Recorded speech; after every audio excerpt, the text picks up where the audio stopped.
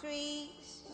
Families watched their 12-year-old daughters in handcuffs before a judge in adult court Monday afternoon, just days removed from what police call a horrific attempted homicide. The Waukesha Police Department is deeply saddened that this 12-year-old girl had to suffer through this horrific crime. Saturday morning, a bicyclist came across a severely wounded 12-year-old girl near Big Bend Road and Rivera Drive in Waukesha. She had been stabbed 19 times in a wooded area near there, with some wounds missing her arteries by just 1 millimeter. Many of the stab wounds struck major organs, but incredibly and thankfully, the victim survived this brutal assault. Saturday afternoon, a sheriff's deputy found the two young suspects walking near I-94. Police say the girls spent several months plotting to kill their victim and lured her into the woods. Both suspects had a fascination with a fictitious character that often posted to a website that is a collection of small stories about death and horror. The criminal complaint refers to that online character as Slenderman. One of the girls told police it was the hope that the victim would die and they would see Slender and know he exists. Parents should not be allowing their children to have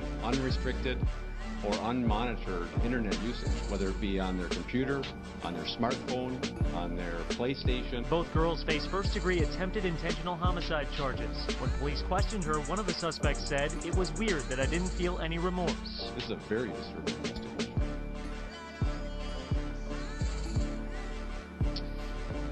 Now, both girls remain in custody tonight on $500,000 cash bail. I am told that the victim of this case is still in the hospital. She is still recovering, but we are told that police say she is in stable condition. Much more on this story coming up tonight later on at 10. For now, we are live outside the Waukesha County Courthouse. Lane Kimball, CBS 58 News. Lane, thank you. The Waukesha School District sent an email to parents about the stabbing since it involves students. It says, in part, as our thoughts and support go out to the victim and her family, we have also provided counselors at all schools where this may have caused distress among students.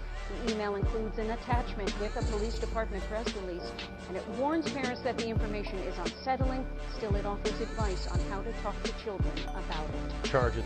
On Saturday, May 31st, 2014, at approximately 9:50 a.m., the Waukesha Police Department was notified by a concerned citizen that a 12-year-old girl was stabbed in the area of Big Bend Road in the city of Waukesha. The Waukesha Police and Fire Departments responded and located the girl. The Waukesha Fire Department transported her to the Waukesha Memorial Hospital, where she was treated for her injuries. The Waukesha Police Department is deeply saddened that this 12-year-old girl had to suffer through this horrific crime. We are pleased to report that she is in stable condition. The victim was friends with the suspects, and all three attended the same middle school. All three of the girls are 12 years old. Both suspects had a fascination with a fictitious character that often posted to a website that is a collection of small stories about death and horror. Based on our investigation, it is believed that the suspects had planned to kill the victim for several months. The three girls had a sleepover at the house of one of the suspects on Saturday night, May 30th. In the morning, the suspects went to David's Park and lured the victim into the woods near Big Bend Road, south of Rivera Drive, to play a game. Once there, one suspect held the victim down, while the other suspect stabbed her 19 times in the arms, legs, and torso. Many of the stab wounds struck major organs, but incredibly and thankfully, the victim survived this brutal assault.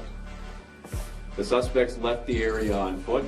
The victim was able to crawl out of the woods onto the roadway near the end of Big Bend Road, where she was discovered by a bicyclist. She was transported to the Waukesha Memorial Hospital by the Waukesha Fire Department, where she underwent surgery for her injuries.